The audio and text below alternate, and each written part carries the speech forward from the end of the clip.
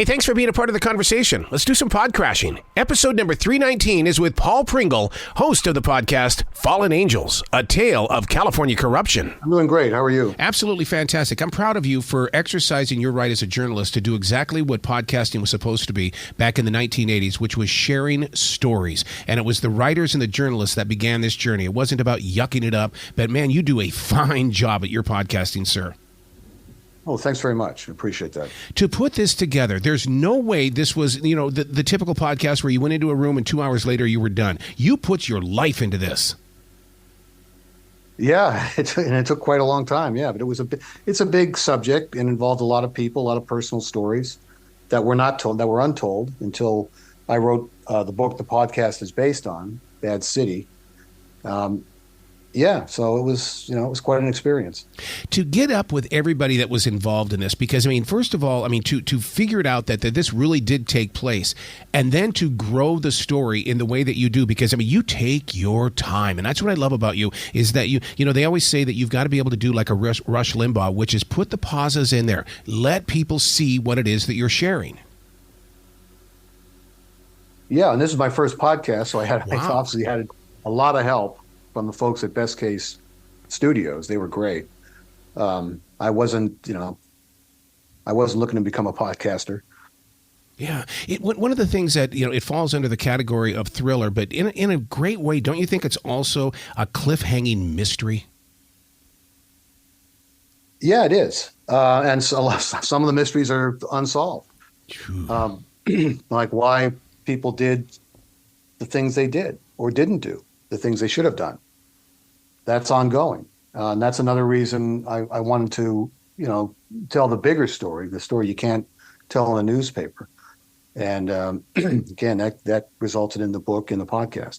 You totally set things up in episode number 1 at the Hotel Constance. I love the way that you added sound effects in here to really kind of give it that level of where I could have some insight. But the way that the story is shared, and with the woman that was in the hotel room, and he had to make a choice. He knew there was a body in there, but he, as a professional at the hotel, he had to make a choice.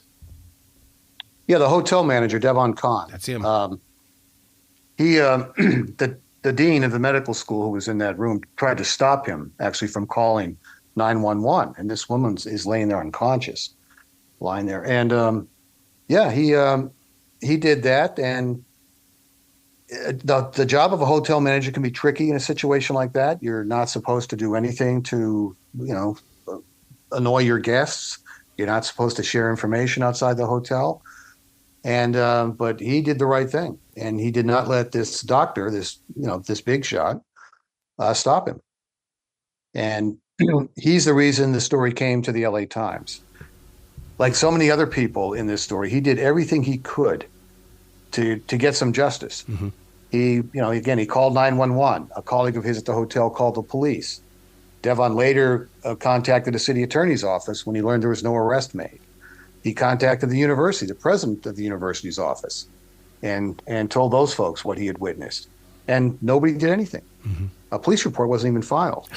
So out of sheer, luck, he bumped into a colleague of mine at a party and told that person this story, and that's how it came back to me. Wow. I love the way that you include the actual calls to the 911. And I guess as a listener, because I've never really dealt with 911, but the way that they had him talk to the guy up in the room, and the phone rings, and the guy, as calm as can be, no emotion whatsoever, gosh, he's had too much to drink. And it's like, my God. How could something like this be happening and the man was emotionless? It is. It's chilling. It really is chilling. Here's this. I think she was 21 at the time. Yeah. Her life is in danger, and he's just acting like it's an annoyance and I'll handle it. Leave me alone, and lying about it. A doctor lying about the dire medical condition of somebody that he claimed was under his care. Mm. When you take a story like this and you take it to an editor at a newspaper these days, to me, they shorten it down, they shrink it down into something that represents the newspaper. When you get to do a book and a podcast, doesn't that just free you up? It did, yeah. Again, it allowed me to tell the story in a way you could not tell it. Stories, but multiple stories, in a newspaper, and it allowed me to, tell the bigger story of LA as well to a certain Hmm. extent, Hmm. and again bring in all these personal tales of what people went through. Yeah. So that was very liberating, and I think important. Again, this story had to get out, and what happened at the newspaper, um, what these people suffered. Yeah, it's like they had their own circle, and you can't violate the other person's circle because somewhere along the line you might get in trouble, and if you violated them once, they're going to come toward you. Yeah, there was that element as well. Yeah, yeah.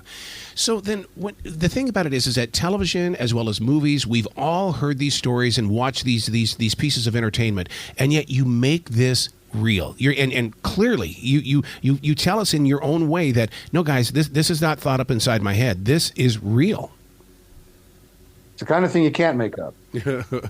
Yeah, but in a very Hollywood way, anybody could interpret it as something that it was made up because they're going, oh, there's no way. But yet, every single episode of this podcast, it gets deeper and deeper and deeper. I don't know what it did to you emotionally. Well, trying to get the thing published initially was quite an emotional ordeal. But it's still, I mean, there's a lot of tragedy in the story. Hmm. People were hurt. Families were, devastated. So yeah, there was certainly a lot of emotion involved. And again, yeah. But that's you mentioned earlier, like the 911 calls and other recordings. That comes from our reporting. That's that sort of thing. And these are all public records, but you have to go get them. And too often that doesn't occur. Did the reporter have to sit on the sidelines while you were putting this together? Because there is a difference between being a journalist as well as a storyteller. Yes, I was, yeah, that they're very, very different things. And Yeah. I was not comfortable writing about myself. I don't write about myself at the newspaper. I get into my personal background, and that was difficult, but it was important to do because I needed to get that bigger story out there, including the story of what happened at my own paper. And I couldn't do that in a way where it's in the third person. Also, I expect other folks to come clean to tell me their personal story. So how could I refuse to do that, in my own book? Wow. But it's a very different thing. Yes. How could you tell the truth from telling a story? Because I'm a firm believer that, no matter what we go through in life, each time you step back, you're rewriting that story. I don't know if I feel that way. I think the truth here was very evident. Yeah. And, it's getting there, that getting to the truth. That's difficult. And you can, go down the wrong road again and again until you get there. But to me, the bigger truths here were very clear. In bringing the book together, so many times authors they know the beginning, middle, and end. Did you have to be, with all the experience that you had as a journalist, did you have to pieces part this story together? How did it come together as one solid story before it became the podcast? Well, I had to basically start from scratch. Yeah. And go back and interview all these folks, do a lot of other research, get people to open up in ways that they couldn't or wouldn't for a newspaper story. No, it was a big reporting job, just for the book. And then, how do you tell the story? Where do you start? All that sort of stuff. It's become a creative process. The book is it's a creation, separate from a piece of journalism. And again, it was challenging, but it was also rewarding. Mm-hmm. To get those interviews, did people instantly say yes? Because I mean, when you're talking about USC, I'm sure somebody wrote you a letter or came knocking on your door saying, "Hey, what are you doing, Paul? What are you doing?" You mean in a threatening way? I just like, hey, can we not make a lot of noise out of this? Okay. What needs to go on here, Paul? Well, I was in writing the book. I was threatened with lawsuits by the three of the editors who were fired at the paper after I and others complained about how the story was handled, and that went on for several months. Letters from lawyers, threatening a defamation suit, denying that what I was writing was true, that sort of thing. But none of it changed a single word in the book or on the podcast, for that matter. Yeah, I just can't imagine your journey because, I mean, even with the things that I do and stuff, you sit there and you face that wall of, okay, do I take a chance on this or do I keep it as clean as possible in the way of so I don't ruffle any feathers? But I love how you bring us the truth here, and that takes courage, dude. Well, and that's my job. To me, the real courage is found in the people who speak to me at risk to themselves to make it possible to write a story like this, a book, a podcast, and so forth.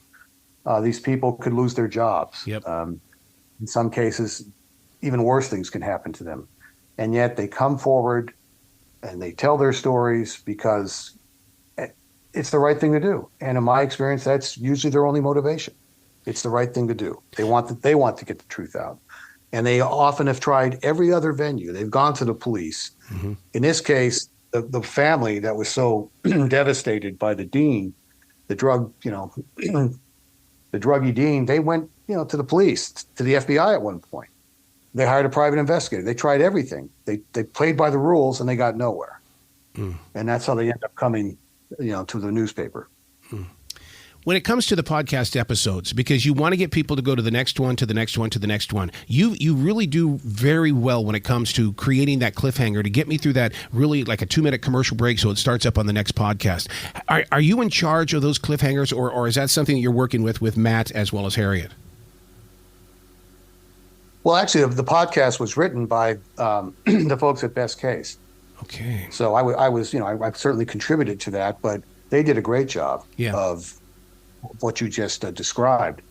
And it gets back to the story itself. It was loaded with cliffhangers. At any point, we could, the whole thing could have been derailed. We needed some luck along the way, a lot of luck. Certain things had to happen just circumstantially for us to take the story to the next level. So yeah, it gets back to, you can't make this up. At least I didn't have the imagination to make it up. We kind of touched on, the journalist in you, becoming the storyteller in you, well, becoming the person that also voices it. I can't imagine what you went through as a creative person to all of a sudden you put on a pair of earphones and through that microphone you hear your ears. It was very foreign to me. I was very, very reluctant talking into it. Especially when you're not used to hearing that voice and things, because I mean the pitch, volume, and tone is everything, but the perfectionist in you had to have come out. I hope so. I'll have to take others' words for it, but yeah, it's weird when you hear your own voice. I was not used to that. What did you learn in doing this story, taking it to the new level of journalism, where with the books and now with the podcasting and things? Because, to me, I'm going to say right now, there's no way that Edward R. Murrow could do what we are doing today as journalists. Yeah, I agree. Yeah, absolutely. Largely just because of the technology that's available to us now. Mm-hmm. There have been changes in the law that make it easier to get certain types of information. But no, this is a very different experience. And it's great that you can take something that in the past would just be sort of a 2-dimensional story on paper and make it something this engaging. Do you call it true crime? Because, I mean, to me, it's more than that. It's definitely true crime. There's plenty of true crime here, but It's also, again, the word corruption. And corruption can take many forms. As I said earlier, it could be, the flat out law breaking, but it could also be cowardice when it comes to a newspaper, for example. And I should point out that things could not be more different at the LA Times today. We have a new owners. Well, they're not new anymore, but the local ownership and Soon Schoen family. We have great editors, and we get all the support we need to pursue stories like this. Is investigating corruption really on your business card? It's not on my card, but it is what I do. Maybe I should put it on my card. I mean, to me, I love what you do because it's like getting behind the story. And that to me is, because we all have this idea of what we think the story is as long as it's on page 1. But when it disappears and it doesn't even make it to page 6, somebody still has to know the story. And that's what you do. Yeah, and I'm lucky in that sense that we at the LA Times, we have the resources to continue to do that. And our industry has been hit so hard with layoffs, other types of cuts that, it's disappearing. this type of investigative journalism. It's largely moving to the nonprofit sector, which is good, but it's never been more important. And because that's why I became an investigative reporter full time, because I saw the need for it, growing as our industry shrank. When you were putting this together, what was it like for you to face those trails that would disappear? You would have a lead to go in one direction. You think you've got everything that is going to happen. It should play out this way, and then it doesn't. There are frustrations, and you do reach a point where you wonder: can I get this story? Is it ever going to be? Can I ever nail it down enough where I can actually publish it? And you just have to keep going. You have to keep knocking on doors. And I remember going into public records to find addresses for this person, because this is, again, a conversation I would want to have face to face. And I found something like 50 matches within a 35-mile radius. So you see something like that, you go, oh, this is impossible. But you just got to keep going. I don't think I found that person. I might have, and the person didn't come clean with me. So that kind of stuff does happen, and you just got to keep pounding away. And in keeping that pounding going, do you ever feel fear, or is it that you kind of look at yourself in the mirror saying, "Paul, I've got this. We got this. Just let's go. We can do this." You can't let fear enter into it. I mean, no. I mean, and other obstacles, you face legal obstacles when the government won't give you records that they're supposed to give you. So we're often filing lawsuits. I'm involved in a couple now involving the city of Los Angeles. I think we always win, because we don't file lawsuits that are frivolous. We're trying to get this information for the public. So that's another thing. And you're threatened with lawsuits constantly. Yep.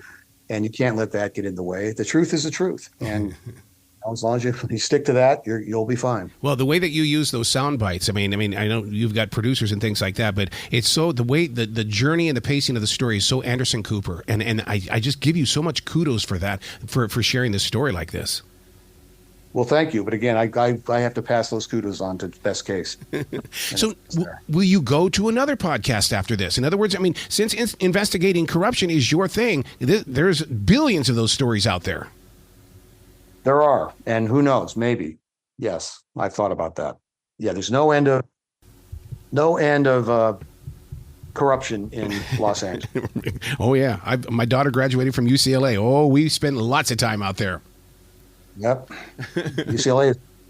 Yes. What have you learned from this journey, from this next level? Because I mean, you've been in this for many years, and it just seems like there's newer ways to get the story out there anymore.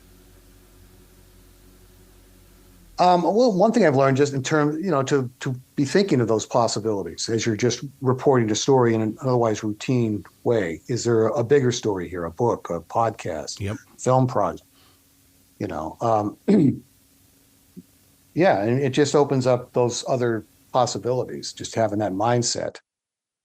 I never planned to write a book on this. I never planned to do a podcast, certainly. I was actually talked into writing the book, again, because of what was not reported. Yep. Would not be reported otherwise.